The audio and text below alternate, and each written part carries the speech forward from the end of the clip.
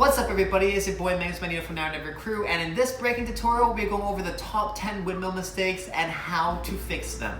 Let's go. Alright, number one, we're going to talk about holding the ground too long. So what happens is people get so used to holding a headstand position that they flex their whole body every time they get there and they stop their momentum, so that it ends up becoming a hold down, which is what you want in the beginning when you're learning them. But as you progress more and more and you get to more advanced levels, you want to slowly take that out. And how you take that out is rather than holding the ground, as soon as you get here, you push the ground to the side. Because then what's going to happen is you're going to get more and more momentum. And then it's going to start progressing to more of a barrel type windmill versus a head mill where you're stopped and your momentum's cut in half. Number two, again, when you progress past your head mills, this is something I've seen from a lot of my students and that I've seen a lot just in teaching, is that at the beginning when we're doing our head mills, we learn how to bounce to our head and then we come back down to our back and we bounce to our head. But it's hard to take that out, and a lot of people get stuck with bouncy windmills because they don't know how to take out the bounce. So how you take that out is by literally stopping the bounce and making it become one consistent motion. So rather than kicking and bouncing up so much, start holding, flexing your body more, and whipping instead of bouncing up and down. Because unless you do some crazy variation, once you start doing fast head mills and or barrel mills, you're not bouncing anymore. So you gotta learn how to take that bounce out once you've gotten past the beginner stage. Number three, this is a huge one and one that I see most people stuck with, and that's having your weight in the wrong spot. If your weight's on your lower back, your upper back's gonna be off the ground, your shoulders are gonna be off the ground, your head's gonna be off the ground, and you're not gonna be able to get fast magnet style barrels and or windmills. So how you break that is by leaning all your weight to your upper back versus your lower back. So make sure when you're coming down from your head mill that you're going down into your upper back position, not your lower back. Make sure your lower back is not on the ground. You're also gonna have a terrible time getting to your next mill. Because if your upper back's off the ground, it's gonna just delay the amount of time and it's gonna make it sketchy to get back onto your head, because we're getting back to our upper back regardless to do another mill. So if you're on your lower back, you're not gonna be able to get there nearly as quickly as if you stayed on your upper back the whole time. All right, number four, we have rushing past your shoulders. So a windmill consists of shoulder, upper back, shoulder, headstand. We know this already. But a lot of people tend to, including myself, I've gone through this too, is we rush past our shoulders and we go straight from back to head, and it becomes this back head motion versus head, shoulder, upper back, shoulder, head. So a lot of people will get to their back and they'll try to push and whip right through to their headstand position. Make sure you're hitting your shoulder and then you're ramping to your head. Then from your headstand, you're ramping down to your shoulder, back to your upper back. If you're not doing this, you're not gonna have a complete mill and it's gonna start to be like this. I try giving you guys examples of how this mistake looks. Because I've been doing mills so long, it's really hard to recreate it, but it literally just becomes an inconsistent mill and your momentum goes completely off because you're whipping before your shoulder has hit the ground, where you need to be whipping as your shoulder hits the ground. So there's that slight second delay that you really need to get. This is also how you cleanly transition out of windmills and into windmills, is by learning how to go shoulder freeze first. So really make sure your shoulders are hitting the ground before you're doing your headstand and or before you're hitting your back. All right, number five, that's raising your head off the ground. So as we know, when you start doing more magnet style barrel mills, you need to learn how to keep your head down the whole time unless you're doing nutcrackers or a different style variation. If that's the case, don't worry about this. But if you want to get that magnet style, venom style barrel mill, then you have to make sure you know how to keep your head down on the ground. And the way to do this is by literally relaxing your head back and looking straight up to the sky versus keeping your chin in. Because when we're coming down from our mill, we tend to flex and we keep our body like this because we're tightening, because we want to stay in the upper back position. But what we're forgetting is you actually have to keep your head relaxed and your neck upwards. Because if your head's not just slightly brushing the ground, it's gonna be really hard to keep that motion going.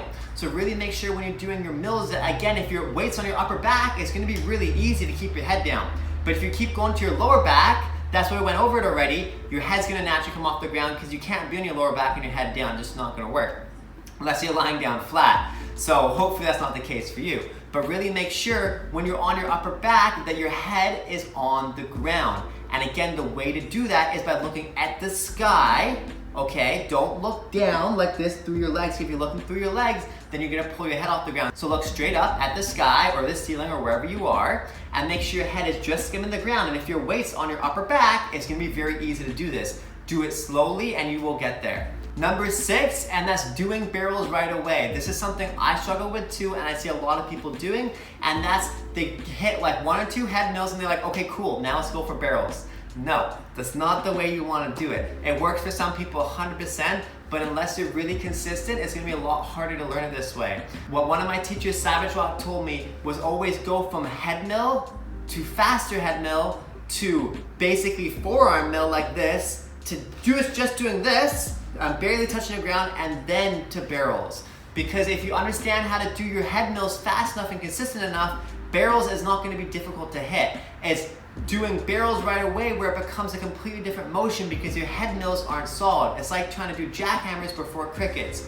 Yes, it works for some people, but for most people, it's not going to be the easiest way to learn it. So if you can, try to get stab mills or head mills really quickly first, really fast, really consistent, then just slowly grab the ground less and less and less, and eventually it's going to turn into barrels naturally. Number 7, of course, is going to be here, and this is doing stab mills. You know I'm a big advocate of learning head mills versus stab mills. I have a whole tutorial on how to turn your stab mills into head mills. If you haven't seen that, check it out. Link's right here. I highly suggest anyone that's stuck in the stab mills right now, go do my head mills. Go do my 2-minute windmill tutorial. Links also for that here. Both of those are going to help you learn how to do head mills versus stab mills. It is very important, in my opinion, to learn this base because I teach it through learning freezes, which is going to progress you faster versus doing stab mills where it's all momentum based. And it's a lot less dangerous and you're not going to get injured, which I'm obviously a big advocate for because if you get injured, you can't train, you can't progress, everything goes to poop. All right, number 8, this is another one that I see a lot of people do, and that's starting with momentum right away. When you're doing your head mills or you're doing your stab mills or whatever, try to start from a static position first. Don't worry about doing it from a coin drop. Stop worrying about trying to get the momentum to cheat yourself into your mills. Try to understand the freezes and the foundations and the physics of the movement first. You know, I've broken this down many times. Shoulder freeze, upper back, shoulder freeze, headstand. That's your basics. Or a stab, shoulder freeze, upper back, shoulder freeze, stab with your head down, right? If you understand the physics of this, it's going to be very simple to get your first windmill. It's when people don't understand the freezes and they try to rush into it that you build these bad habits and you get these sketchy windmills or stab mills. Really make sure that you're understanding how to do it without your momentum first, because if you're trying to do it with momentum right away, it's going to be a big headache to try to get into the proper form and foundation of it when you're going so quickly and you have so little idea of what it's supposed to feel like. But when you're in your freeze motion, you get more time to feel what it should feel like, which is then going to let you learn the move faster. Number 9, not keeping your arms whipping. This is one that I tend to forget about too, and I completely forgot about it until someone sent in a video and I realized that was their issue. But we tend to start to have lazy arms with our windmills or with our head mills, and we just kind of go grab, let go, or some people go grab and they bring their arms up here. Now the issue with that is every time you bring your arms outside your body, you don't have them where they need to be for your next rotation. The more that you can keep them either here or here, the faster you're gonna be able to get to your next position and the more you're gonna consistently whip. Because as you do faster and faster mills, your whipping never really stops. But when you're doing head mills, it tends to be like grab, let go, grab, let go.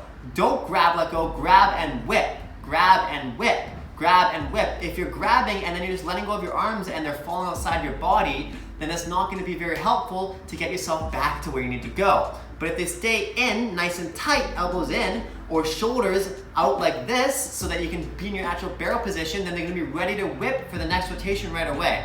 But again, if they're outside, it delays the amount of time because then they're going out and you have to pull them all the way back in to whip again. So then you just have all this dead time that is not necessary to have, so it's gonna slow down your next windmill and your next rotation. Number 10, staying crunched in. So this is probably the most advanced mistake because it's not really a mistake, it's just something I didn't realize until a b-boy called Lost Child from Montreal taught me this a long time ago at a practice session, and that was to keep your body extended, okay? When you want to start getting, this applies to you when you have consistent, comfortable head mills, okay? And when you're trying to get barrel mills and you're trying to get your head mills faster and more clean. You need to learn how to lock your body by extending your hips, straightening your back, pushing your hips outwards and upwards like this, so your body's emulating a spinning top as much as possible so that you can consistently go. If you watch some really insane mills, you're gonna notice usually they're barely moving. They're just rotating so quickly. They're not crunching, they're not bouncing around, their body's staying so solid. So when you start wanting to get your mills even faster and cleaner and more into barrel style mills, really make sure you're extending your hips out as far as you can. You're straightening everything, you're extending your back, you're not staying crunched in, so that your body starts gyrating faster and faster and faster. All right, everybody. That's my top 10 windmill mistakes. I hope this helped you. I hope you liked the video. Comment down below, let me know what you'd like to see a mistake video on next. This was your boy Magnus.Magneto from Now or Never Crew. If you like this video, please comment down below. Again, let me know what you'd like to see. Subscribe, smash the bell button for more videos, and I'll see you guys in the next one. Before you go, if you're not completely sick of my face already, don't forget to get my free course, Breaking Made Simple. To access the course, all you have to do is go to the link down below. To get the free download, all you have to do is join the Facebook group, Breaking Made Simple, which is a hub for people to learn, grow, and just get better and become the best B-boys they possibly can, man.